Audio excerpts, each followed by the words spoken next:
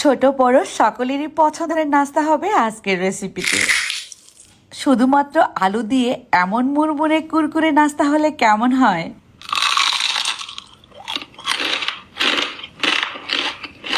আমার বাসায় তো রোজ রোজই এটা বানানো লাগে।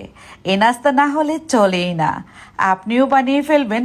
আজকের রেসিপি কিন্তু একদমই সহজ রেসিপি হতে যাচ্ছে। হাতের কাছেই সব কিছু থাকা উপকরণে তৈরি হবে এ নাস্তা। শুধুমাত্র 2টি আলু নিলাম। এই আলুগুলোর খোসা ছাড়িয়ে নিলাম। আলু যেভাবে কাটতে হবে আমি দেখিয়ে দিচ্ছি।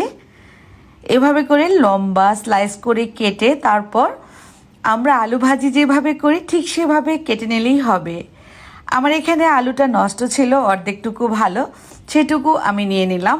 আর এখানে মোটা সাইজের একটা আলু আছে, এটাকে যেভাবে কাটবেন, যেভাবে সুবিধা হয় আপনাদের ঠিক সেভাবে। আমি ছুরি দিয়ে কেটে নিচ্ছি, আপনারা কিন্তু চাইলে বটিদা দিয়েও কেটে নিতে পারেন। আমি 2টা আলুই ঠিক এভাবে স্লাইস করে কেটে নিলাম সুবিধা মতো।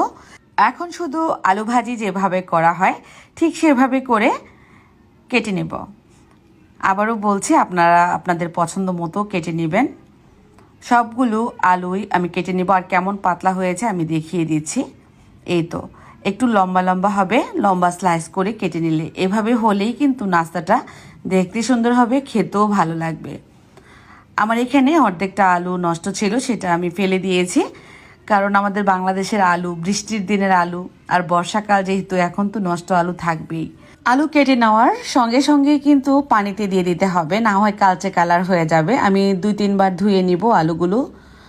ধুয়ে নেওয়ার পর লবণ পানিতে কিছুক্ষণ ভিজিয়ে রাখবো, 10-15 মিনিটের মতো। এতে করে কি হবে, আলুগুলা কিন্তু একদম নরম হয়ে যাবে। ঠিক 10 মিনিট পর আমি পানি থেকে এভাবে করে পানিটা চিপে নিংড়ে উঠিয়ে নিলাম। তারপর আরও 5 মিনিট রেখে দিবেন, এমন কিন্তু তুলতুলে নরম হবে এই আলুগুলা। এরপর এর মধ্যে আমি দিয়ে দিচ্ছি গোলমরিচের গুঁড়া। আর লবণ ব্যবহার করব না, যেহেতু প্রথমেই লবণ দিয়েছি। লাল মরিচের গুঁড়া দিচ্ছি 1/2 চা চামচ পরিমাণ। ময়দা দিয়ে দিচ্ছি আমি এখানে 2 টেবিল চামচ পরিমাণ। ময়দা না থাকলে আটাও ব্যবহার করতে পারেন বা কর্নফ্লাওয়ারও ব্যবহার করতে পারেন। অনেকেই কর্নফ্লাওয়ারটা আসলে হাতের কাছে থাকে না, সেজন্য আমি ময়দা দিয়েই করে দেখাচ্ছি। খুব ভালোভাবে মাখিয়ে নেওয়ার পর এভাবে করে হাতে নিয়ে শেপ তৈরি করে নেবেন। পেঁয়াজও যেভাবে তৈরি করা হয় ঠিক সেরকম শেপগুলো তৈরি করে নিলাম। তেল পর্যাপ্ত পরিমাণে গরম আমি মিডিয়াম টু লো ফ্লেমে বসিয়ে দিয়েছিলাম। আর সেই গরম তেলে একে একে সবগুলো আলুর শেপ দিয়ে দিচ্ছি। 30 সেকেন্ড পর উল্টিয়ে দেব। সবগুলোই একসঙ্গে আমি ভেজে নেওয়ার জন্য দিয়ে দিলাম। তেলটাকে অবশ্যই লো হিটে গরম করে নেবেন, তারপর মিডিয়াম টু লো ফ্লেমে ভাজবেন।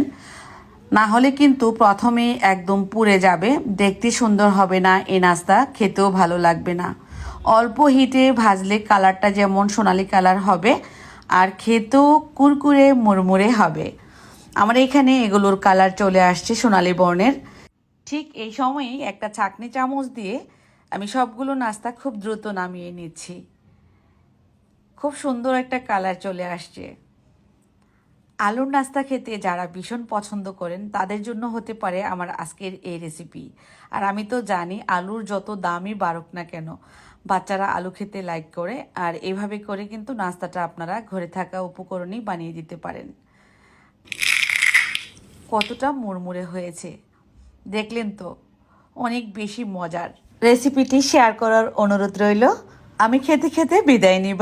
আল্লাহ হাফেজ।